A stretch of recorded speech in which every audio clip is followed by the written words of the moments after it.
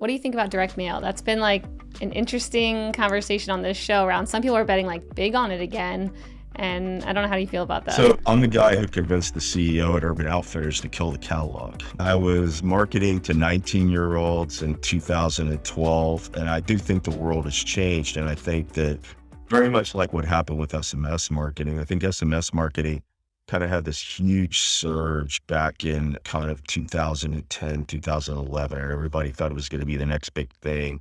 And then it kind of died for a while, and now it's back. I think people engage with it more. I think the same thing's happening with print to some degree. We seem like we're getting back to the point that we were at back in the early 2000s where people are starting to overmail their customers and potential prospects again now.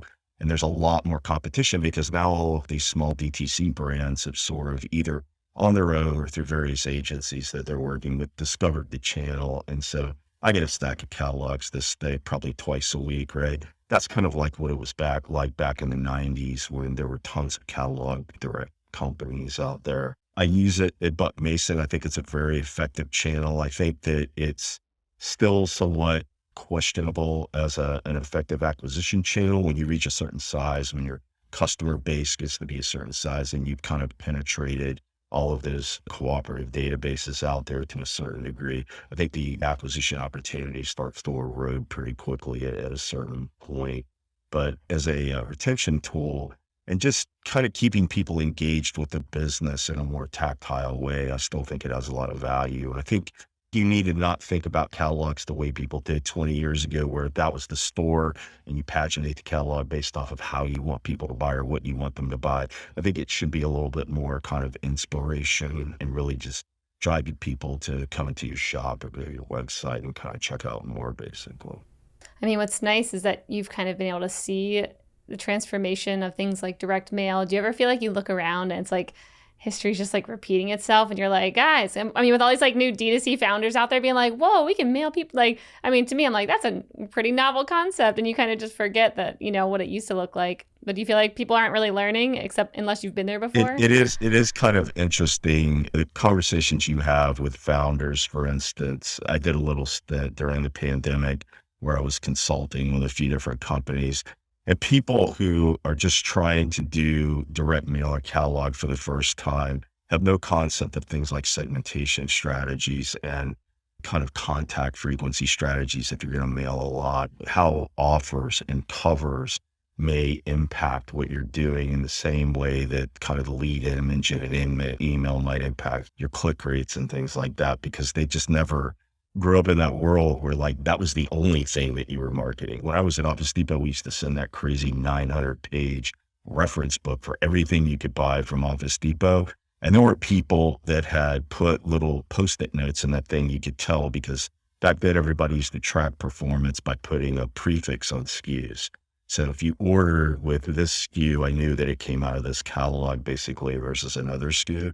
We had people that had held on to those things for 5 or 8 years because we could tell by the SKUs that they were ordering from when they would call in or go to the website and things like that. It's obviously not like that anymore, but I think that the mechanisms around how to get people interested, if you're getting that stack, like I was saying, it's 3 inches high in your mailbox a few times a week, what's going to make people stop at yours when they're just sifting through it to throw it in the recycling bin probably and things like that.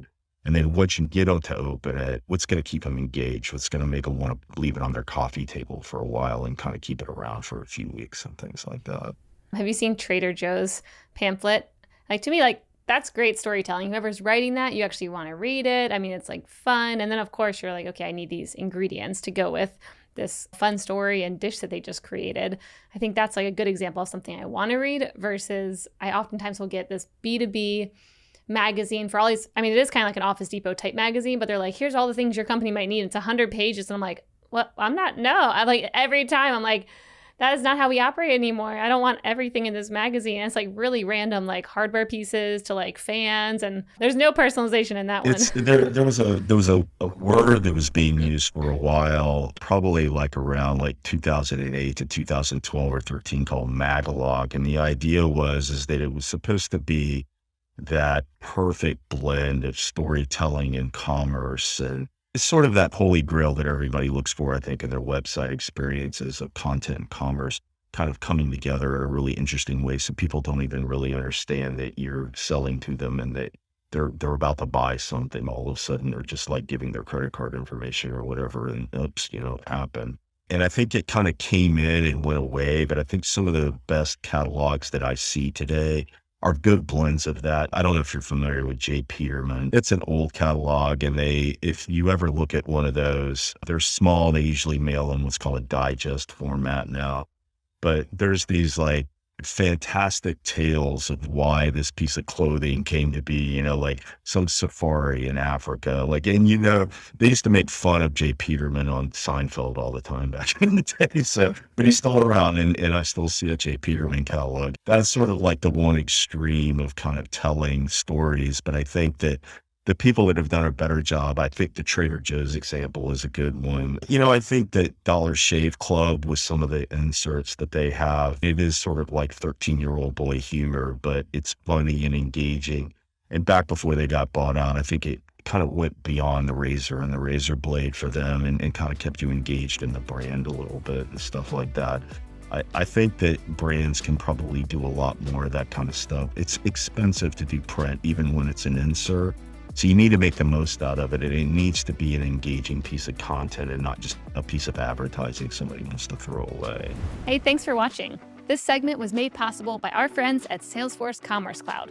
If you're looking for the #1 platform for all your commerce needs, go check out salesforce.com/commerce. And don't forget to subscribe below and tap that little bell icon so you can stay on top of all the amazing new segments and full episodes that we'll be putting out over the coming year with some of the best and most influential commerce leaders out there.